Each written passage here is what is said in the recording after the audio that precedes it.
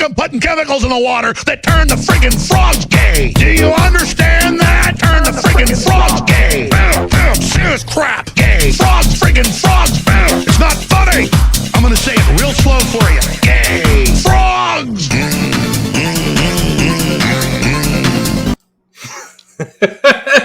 Welcome to another episode of Against the Insanity. You've got Jason and Ricky here.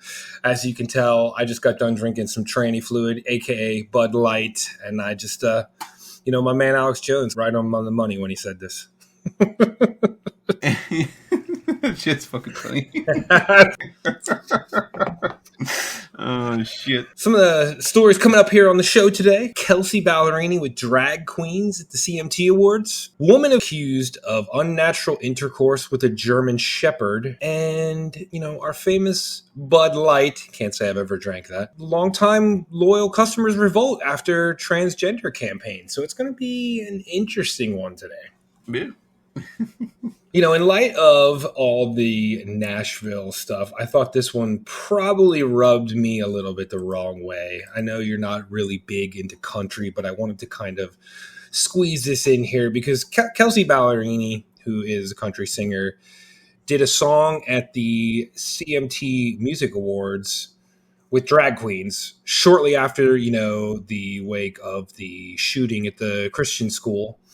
And I think what bothered me the most is the song that she sung with the drag queens on stage. And it's like, if you go down, I'm going down too.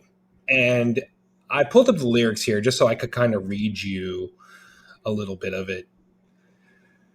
And it's like, because dirt on you is dirt on me, and we both know our hands ain't clean. If it all blows up and we end up on the news, if you go down, I'm going down too. Yeah, weird. It's really weird, you know what I mean? Like a really weird song choice, and then to come trotting out with fucking drag queens. And I bought a couple of her songs. I buy a lot of my music still. And I'm a huge supporter of a lot of country artists and stuff, but this kind of rubbed me the wrong way. And I think, moving forward, like you can have your stance. But yeah, I mean, that really bugged me. It just didn't sit well with me, after that. Like, you'd think they would have canceled it. But, like, the leaders, of CMA, they're just like the leaders of the entertainment industry. You know what I mean? They're still pushing narratives. And to be honest, a lot of people are getting sick of the transgender narrative, as we're going to discuss later here in the show. But, I just thought it was pretty tasteless. And, I don't watch music awards, so. Right. No, I don't either. But it just seems like, in light of everything that's going on right now, like, it almost seems like this is kind of promoting it, though. Yeah. You know what I mean? Like, it's not fighting against violence in the community, gay community, whatever it is. It's just like, it almost seems like it's more so promoting it, especially with the choice of song that was sung during this performance with the drag queens there on stage. It seems like it's almost trying to light a fire for other people that so happen to fall in this community to do more bad shit. That's kind of what I'm getting from it, honestly. Yeah, and if you look at the article, it says the performance comes at particularly a moment where Ballerini's home state of Tennessee, which is also historic home of country music, had temporarily blocked a ban on drag performances just days before the awards show. So, like, of course they are, because a lot of people see that taking your kids to a drag show. I'm sorry, I don't agree with that. No, I don't. Like, I feel like that is grooming. If you're an over 18 and you want to go to a drag event, fine. Whatever you decide to do is fine by me. But taking your kids is something else, especially when a lot of these fucking drag queens and stuff like that, once people start looking up their backgrounds and stuff, some of them are fucking abusers. Right. It's sad. It really is. And I don't agree with it at all. And I'm never going to agree with it. Yeah, no, I agree. It just, like I said, it just seems like it's almost trying to make this situation worse by promoting it and lighting a fire with this performance that was done here for people to continue to do bad shit. Yep, she's using her, and to be honest, too, like Kelsey Ballerini, if you look at it in terms of country, she's not really a country artist. Like, if you put her music on, some of her music on pop radio, you could never tell the difference. It really is not like. She's more of a pop artist than a country artist, to be honest with you. And it's not a big fan, especially after this now. It's like, right. I don't think I'm going to ever waste another, 99 cents on buying one of your songs if I happen to like it. I never did, so I'm good. Exactly. And after this, I definitely will not. Yeah, speaking of more of a fucked up week, Mississippi woman accused of unnatural intercourse with a German Shepherd. Hmm. A Mississippi woman has been arrested on charges of unnatural intercourse and aggregated cruelty to an animal. An arrest record indicates that Denise Frazier, 19, of Laurel, Mississippi, was arrested by Jones County Sheriff's Office on April 5th and is being held in Jones County Detention Center on a $25,000 bond. WDAM reported that Jones County Sheriff began investigating Frazier after it became aware of a graphic video allegedly depicting an act between a human female and a male dog. According to the Sheriff's Department, it received a complaint from a concerned resident regarding a graphic video posted on social media channel depicting the act between human female and dog, and an investigation led to a search warrant for Norton Road and residents and an arrest warrant being issued for Frazier. Okay. So there was an actual video about what occurred. And apparently, it almost sounds like she might have posted it. That's disgusting. What the fuck is wrong with people? I don't know, dude. Like, I was looking for I was trying to maybe look for like a feel good news story, but I'm like, nobody's gonna give a fuck about that. And then like I see this, and I'm like, all right. This would rile you up, that's for sure. Like, what the fuck? I don't understand people that do this shit. I mean, obviously, this isn't the first time people have done stuff like this, but like, I just don't get it. I don't understand why you think to yourself, oh yeah, my dog. Like, what? Yeah, who the fuck reality knows, shit, dude? Gross. Yeah, and then the fact that you posted it on social media, right. Like I saw pictures of her. Yeah, well, I've seen like her arrest pictures and stuff, and she does not look like a fucking sane individual. If you go looking, you can find them, but I don't have any in this actually article. It doesn't have a picture of her, but it was all over fucking TikTok and shit, and I was like, oh my god, she looks nuts. Probably voted for Biden. Yeah. Makes sense. Yeah.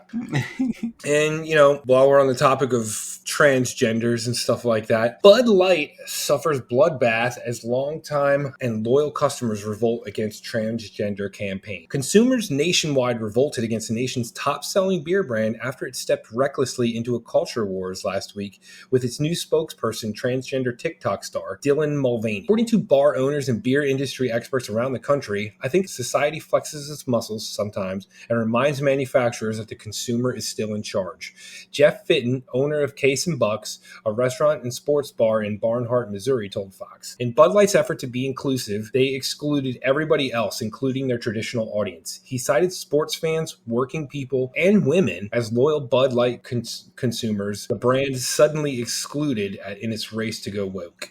I don't know. You maybe have not followed this at all, but I saw the social campaign when it broke. And, Dylan Mulvaney is, I don't know, transgender, still a dude, in my opinion.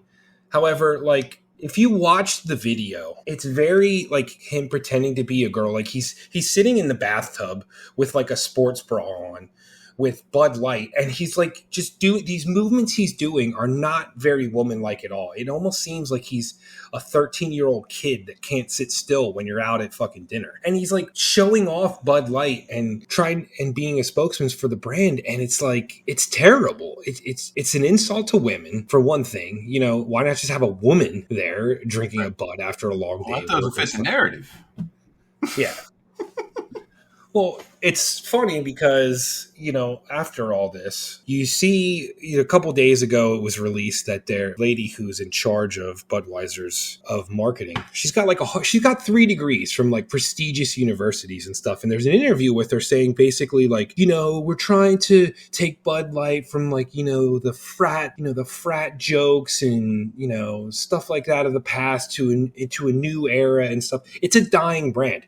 It just said here in the article, it's the top selling beer. Okay. I was going to say. This lady. Oh, go ahead. Sorry. No, I was just going to say, when the fuck did it become top selling beer brand?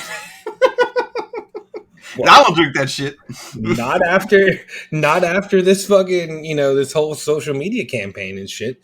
So this lady seriously fucking tanked Bud Light stock in the last couple. They lost a lot of market cap and stuff. I'm still catching up on some of the videos, but people are sick of it.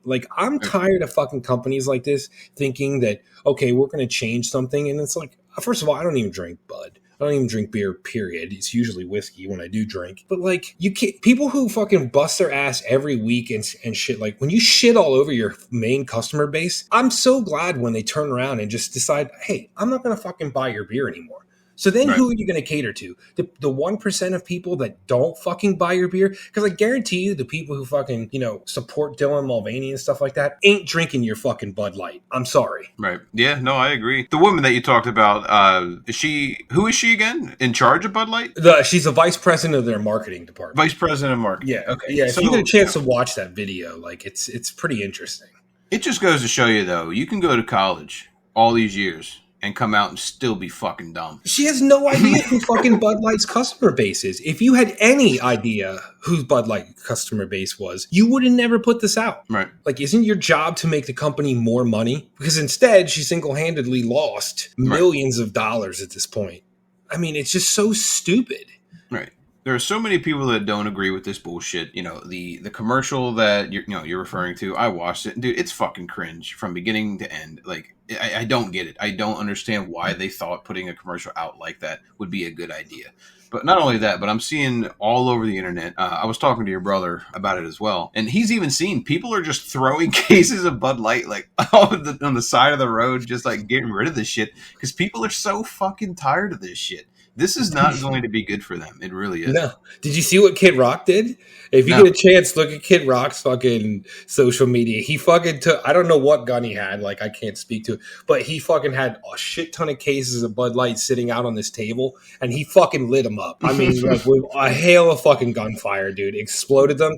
He's like, fuck Bud Light. And they finished the video, and I was like, fucking A, right, man. Like, he just fucking knew. That's funny. Yeah, it was pretty funny. You'll have to check that out. You'll get a kick out of that one. But yeah, I mean, a guy who owns, bars in Nashville, he's part of John Rich was talking about how, basically people all but stopped buying fucking Bud Light at his bar. And he's like, we're a capitalist society. He's like, we got to find something that's going to sell here. We're going to get rid of Bud Light and put something else on the menu. Yeah, no, I don't blame him. I really don't. I gotta be honest with you. Like I've never really drank Bud Light. Everyone I hang out with, every time I get together and do things, no one's drinking Bud Light, so I don't know how the hell it's real men drink whiskey, Ricky. That's when we get together, we drink whiskey. That's true. So they can keep their butt wipe. Yeah, I ain't drinking that tranny fluid. That's right.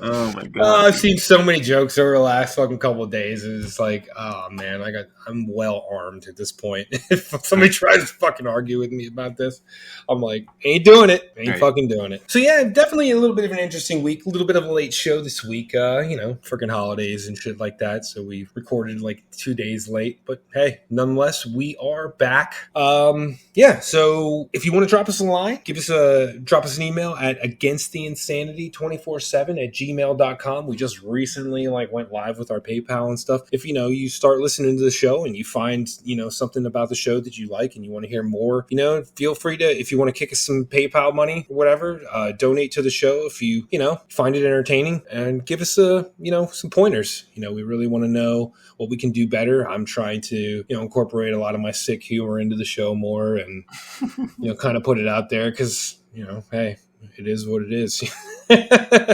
Right. You can find the show on Rumble and YouTube.